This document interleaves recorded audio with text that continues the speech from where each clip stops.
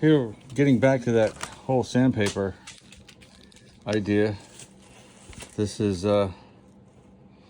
what the green stuff turned out to be. This stuff did cake up like that, unfortunately, but what I did find is that you could crack it off there. If you took the time to bend the sandpaper, you could catch an edge and the pieces came off. So you can extend it a little bit more. This was 120 grit. It was a little bit light for what I was doing. So if I had 80 grit, which is what I should have had, might not have caked up at all. But on this stuff here, kind of sandpaper most people are familiar with, you can kind of do that. It's much harder. You see the chunks. You get one that comes off and then it ruins the sandpaper. So this is definitely better.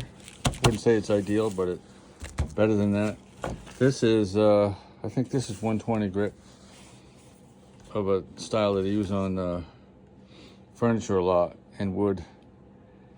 And it caked up very finely and filled in the cracks, and it stopped sanding after a while. If you find yourself pushing on the sander really hard, you're working way too hard, and it's time to change the sandpaper or something else that you're doing, something in the process. So that's the sandpaper conclusions I've got. The belt sander, like I say, this sandpaper that we got, that caked up too, but mostly I think it was my process. I spent too much time in any one place using it and maybe expected too much out of it. I wasn't patient. I always stress patience, and I wasn't, so I paid for it. But I think that would be a good sandpaper to use.